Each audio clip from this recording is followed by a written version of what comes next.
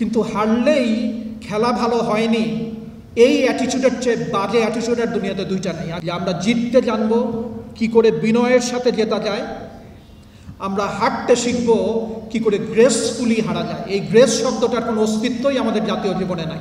আমাদের তরফ থেকে শুধু আমি এটাই বলতে পারি যে আমরা আমাদের দায়িত্ব সম্পর্কে সচেতন, এবং আমাদের দায়িত্ব কেবলমাত্র একটি, সেটা হচ্ছে একটা ভালো পরিবেশে সকলের জন্য একটা লেভেল প্লেইং ফিল্ড তৈরি করে দেয়া এবং একটা free and fair election arrange করা।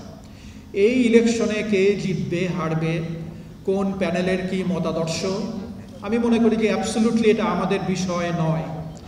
কে কিভাবে ভাবছে, কে কিভাবে ভাবছে না, কার সাথে কোন দলের সংশ্লিষ্টতা আছে, আমাদের তরফ থেকে এই সমস্ত ফ্যাক্টরগুলোর আসলে কোনো রকমের গুরুত্ব নেই।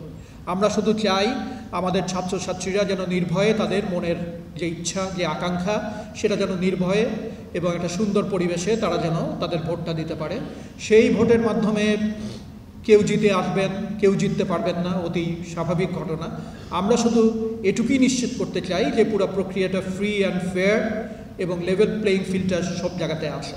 তো এটা করতে গেলে আমি যারা বিশেষ করে প্রার্থী এবং তাদের যে টিম আছে তাদের কাছে আমার একটা অনুরোধ আছে যে আপনারা নির্বাচনী আচরণবিধি অক্ষরে অক্ষরে পালন করবেন। সুন্দর রাকসু হওয়াটা শুধু আমাদের একার প্রচেষ্টায় এটা সম্ভব হবে না, আপনাদের সহযোগিতা প্রয়োজন।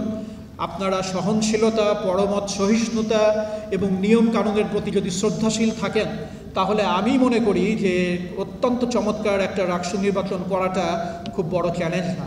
কিন্তু এই জায়গাতে আপনাদের উদ্দেশ্য এবং নিয়ত পরিষ্কার হতে হবে, এবং অনর্থক বিশৃঙ্খলা সৃষ্টি করা অথবা সত্য মিথ্যা বিভিন্ন ধরনের প্রচারণা, এগুলো থেকে যদি আমরা দূরে থাকতে পারি, যেগুলো ফ্যাকচুয়াল, যেগুলো আসলেই সত্য, সেগুলো তো নির্বাচন কমিশন অবশ্যই অ্যাড্রেস করবে।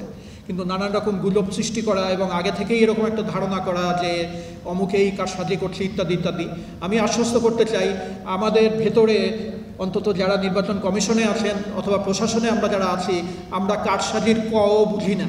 এবং সারা জীবনে অন্তত আমি বলতে পারি আমার এই বয়স পর্যন্ত আমি কখনো কারসাজি করিনি, এবং কোনো ধরনের কারসাজির ভিতরে জড়িত হওয়ার বিন্দুমাত্র ইচ্ছাও আমাদের নাই আর কি। কাজে এই আস্থাটা রাখতে হবে, এবং এই আস্থার প্রতিদান আপনারা পাবেন আশা করি।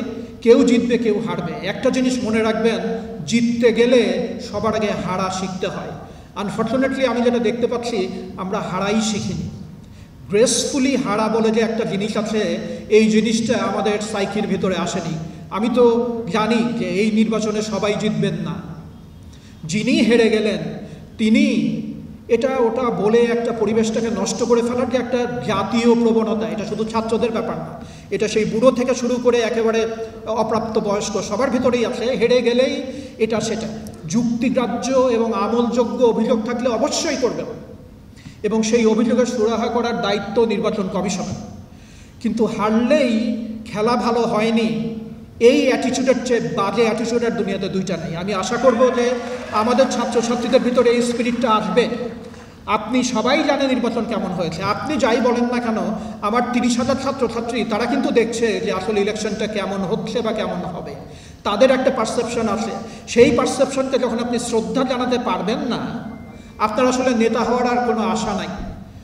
এই কথাটাই আমি সবাইকে স্মরণ রাখার জন্য বলি যে আমরা জিততে জানবো কি করে বিনয়ের সাথে জেতা যায়, আমরা হারতে শিখব কি করে গ্রেসফুলি হারা যায়। এই গ্রেস শব্দটার কোনো অস্তিত্বই আমাদের জাতীয় জীবনে নাই। রাজশাহী বিশ্ববিদ্যালয়ের ছাত্রছাত্রীরা আমরা যেন এই গ্রেস এবং বিনয়ের পরিচয় রাখতে পারি। তো এটাই আমার সবার কাছে আকাঙ্ক্ষা। আপনারা সবাই ভালো থাকবেন, এবং সবাইকে সাথে নিয়ে আমরা ইনশাআল্লাহ একটা চমৎকার রাকসু নির্বাচন এই বিশ্ববিদ্যালয়ের ছাত্রছাত্রীদের জন্য করতে পারবো। আপনাদের সবার সহযোগিতা চাই, সবার প্রতি শুভকামনা। আপনারা সবাই ভালো থাকবেন। আসসালামু আলাইকুম।